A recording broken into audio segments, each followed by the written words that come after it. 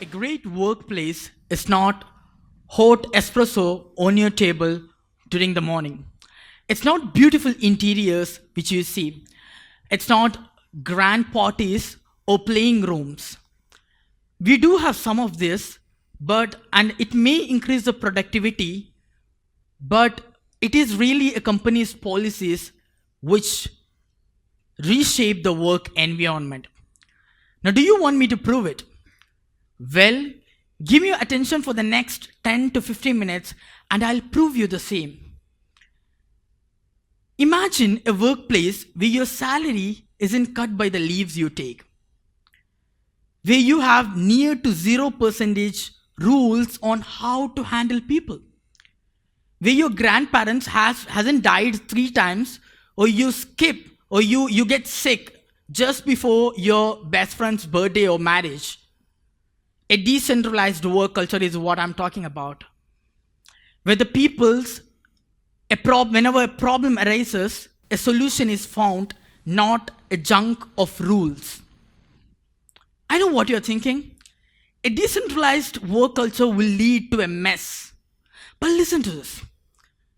We've been experimenting. We've been trying to build the most decentralized work culture, and the results have been shocked. Let me give you an example. Namita, one of our employees who has left the company, who's been working with me and who's left the company because of the personal reasons, after 4 or 5 months, suddenly in my WhatsApp, I got a message from her. And it reads like this: "Dear Harris, you have spoiled me." Now, the first sentence actually gave me a heart attack, but yeah. I can see our work culture is so cooperative and understanding, which I can't find anywhere else. Now, in my new place of employment, I'm unable to find the motivation to work like I used to do before. The comfort level and understanding which I have with your team is very rare. Even after I got another job, I miss that ethos very much. Thank you for giving me the opportunity to work with you. Now, when I read this was the most beautiful, momentful, and grateful testimony or message I have ever read in my life. Now, this has proved something. The present workforce, the modern day workforce, is focusing on both the mental well-being and the physical well-being.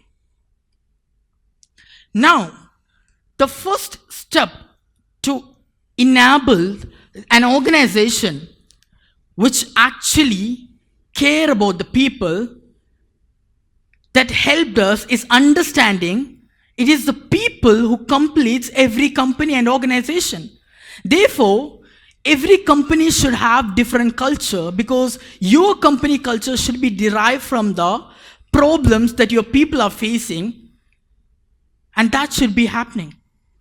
It should not be deriving from the corporate rule books or theories. So every time a problem arises in your company, a solution is found, and it should be reflected in your company policies. To bring this, it was a random conversation I had with my friend, and she was telling me she wanted to go for a work during that particular day, but she had periods, and how difficult she was feeling to work that particular day. And suddenly this thought stuck to my mind, and I started thinking, this must be the same for the people of women in my office too. Oh my God. I had a discussion with my team, and immediately we implemented a period policy in our organization that women can take leave that particular day even if they don't want to work for that particular day. Again, a problem is found, a solution is taken, and it's reflected in the company's policy. Now, the thing which enabled us to build that level of culture is a method which we have developed to cope up with the present modern day workforce. And I call it FEAT. I'm not talking about this FEAT. It's a FEAT opposite of defeat. FEAT stands for freedom, empathy, accountability, and transparency. If you practice this method in your organization, I assure you, you'll build a culture that's more than your company. You'll build a culture that's people-centric. Every company is facing the problem of retaining the team. It's not hiring is not the biggest task, but retaining is the biggest task. So everyone is facing the problem. The feat will help you retain your best team, best members.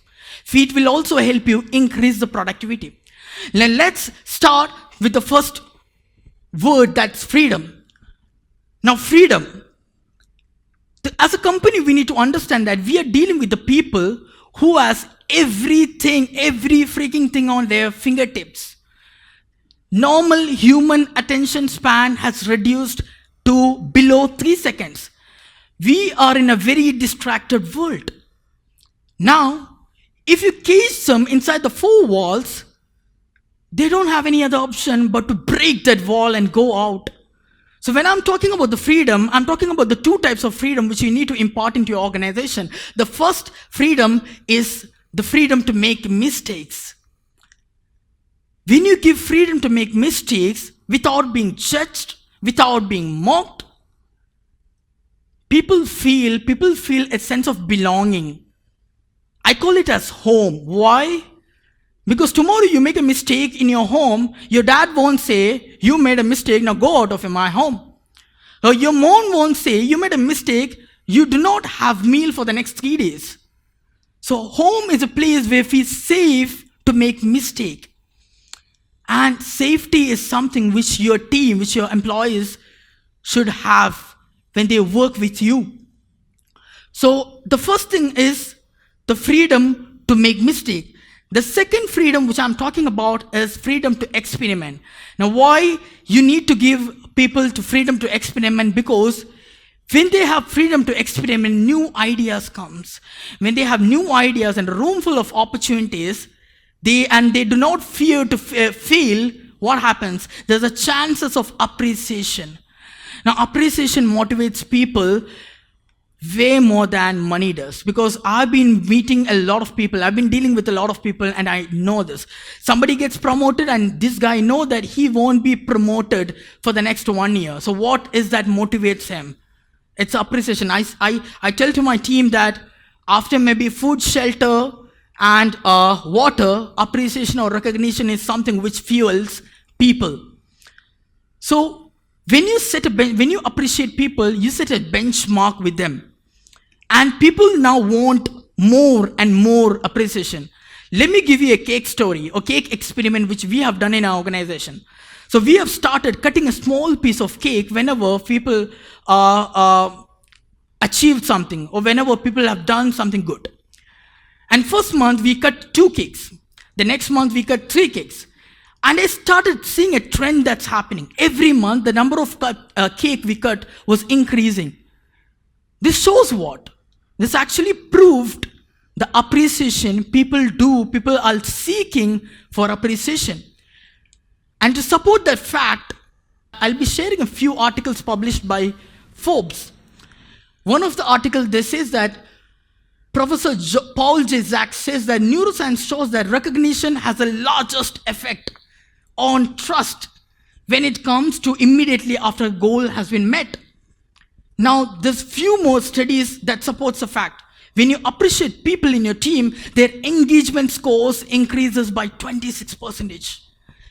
There's a 33% innovation happening. There is an experience in 22% increase in work results. So this supports the fact that yes, appreciation is very, very important. Now the third pillar of the feat culture which we have developed is empathy. Now empathy is the most beautiful word in the whole dictionary. You might agree with me, right?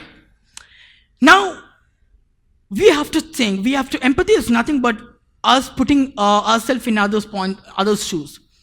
Now we need to understand that managers, clients, customers, employees, we call by different names, all of them are human beings at the end of the day. And if you don't practice, if you don't practice and tell them what you need to do, they'll not do the same thing with the people they're dealing with. Yes, I'm talking about the end user. If you don't care your team, they'll not care your customers. Because as a manager, as a head, You won't be dealing with the end user. So I would love to talk about an example here. So Taiba, this was happened during the Ramzan. So Taiba, one of our content strategists on Ramzan, suddenly I got a mail from there telling that, Harris, can I please do not work after 3? Because it's getting very difficult for me to balance, because we all know that after 3 is when we need to prepare for breaking the fast. A lot of preparation happens. Now we have granted the permission immediately, but let's see what it is like removing the empathy from here.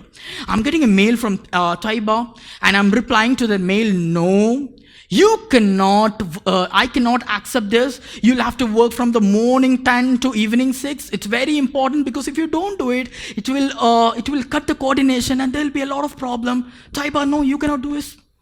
And she receives the mail and she thinks, oh my God, I should not have told this to this guy. And she right now have to work in stress. She right now have to multitask. Now what happens? The content she brings will not be of quality. And when I granted the permission in the same mail, I got another mail from her. Or what I'll do is, I'll start the work a little earlier. See, when you put care in front of them, they start caring your organization. So they started figuring out what can be done. So empathy is very important. You need to, I would say, why is more important than what and how. You need to understand why they are putting up with the reasons, why the excuse have come, why they are acting the way they are acting. So why will help you to become more empathetic person, because there's always a reason for everything, which I believe. Now, empathy leads to accountability, which is the 4th pillar of the feed culture. Accountability. Accountability means taking responsible for your action, which is very important in your organization. Now, before I talk more about accountability, I wanted to talk about 3 revolutions that happened to humankind. 3 most important revolutions. Now, it starts with the Industrial Revolution. Industrial Revolution, I would say great-grandparents. They work for hours. Human beings have toiled for hours and hours for money, just for income, nothing less, nothing more. Then came the Informational Revolution, where status was a big thing. Reputation and size of the company was a big thing, because we want to say we work in a very large company. And there's a 3rd revolution that is happening to humankind, and which is happening right now. And if you don't adapt to this 3rd revolution, you'll go behind. The 3rd revolution which is happening right now is social revolution. The social revolution, what happens is, the people have endless opportunities within their fingertips. They no longer work for just money. The present workforce is devoted to work-life balance, toxic-free environment, mental well-being, and a good leader or mentor from they can learn or grow. Growth is considered as a vital part. I know a lot of my friends who has quit the corporates because they don't feel a sense of belonging. So with access to endless opportunities, people are looking forward people are putting themselves in the first place than the companies. So it is the smallest thing that actually contributes to the biggest growth. Now finally, the 4th pillar that supports the feed culture is transparency. Now, let me put this. Can your team be 100% transparent? Let me put this way. Do you allow them to be 100% transparent? Let me take a classic example from my parents. I'm sure most of you can relate. How many of you lied to your parents, either mom or dad? Can you hands up? Yeah, if you have a strict mom, you lie more to your mom. If you have strict dad, you lie more to your dad. Now the thing which you need to understand is, why do we lie? The simple thing we need to understand, why do we lie? Because we fear the opposite, right?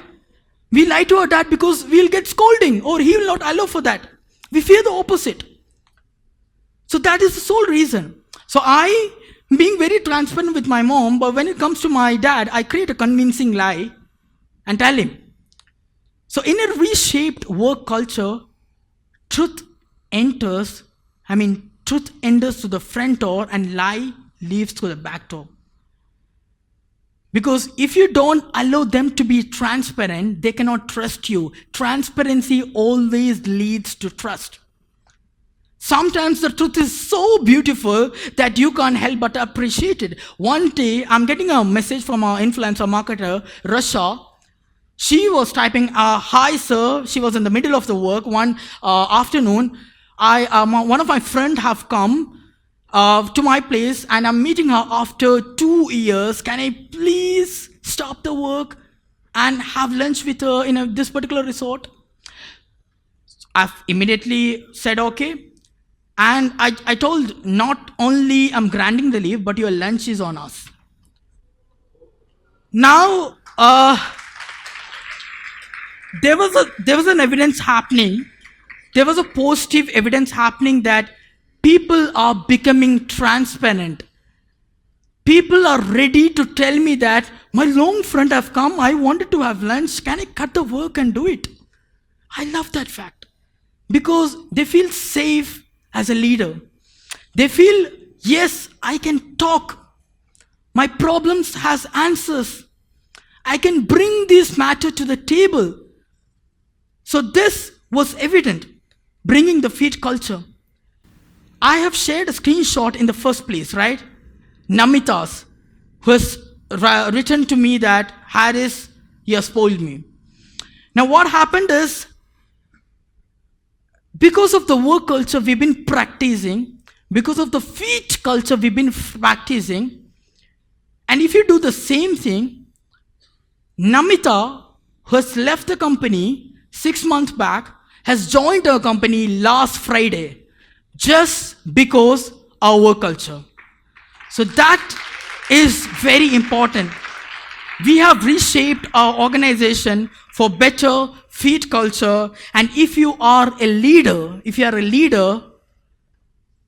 I pledge you, put your people the first, and they will put your customer, your end user, wherever you want first. Thank you.